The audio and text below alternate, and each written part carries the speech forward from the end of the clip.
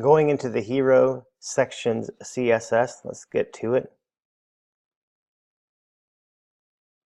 So first you'll notice here we have some button code setting the padding.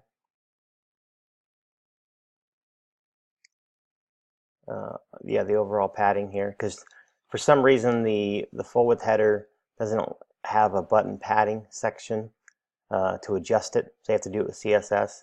Unlike the button module, where you can change the padding for the button, but that's not quite an option yet in the full width header module, which is what was used here.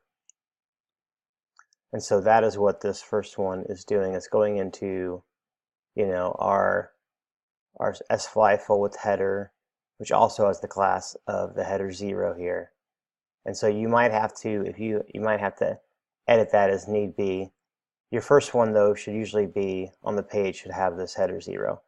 And you're probably not going to see in the other ones, you'll see here that the padding isn't there because this is now header 1, and this one's header 2 and header 3.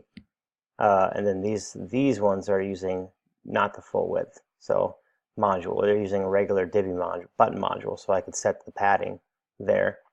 So the reason why these other ones aren't quite right as opposed to this one is I didn't want to write, I didn't want to have to go in here and write, okay, sfly full width header, etpb full width header 0, and then do all that again, copy all this again and put header underscore 1, underscore 2, underscore 3, when most people, they're not going to have multiple full width headers on a page. They're always going to have probably just one, which this will cover that. So this is setting the padding for your first full width header module, which should in most cases be the only time there should only be one on the page, right?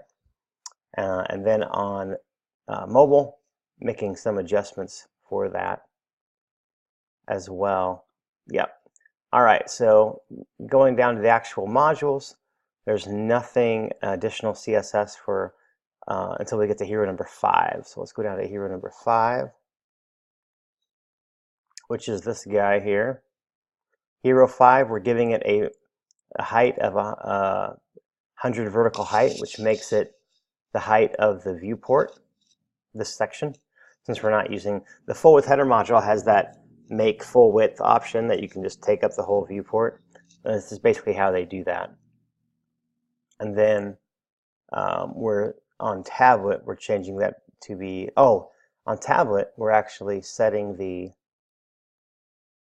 height of the module with the background overlay to be 100%. So it covers the entire area, since we lose the split screen kind of effect. So that's pretty cool. And then hero 6 is going to be the same, just the opposite side, but it's the same code. And that's it for hero sections CSS.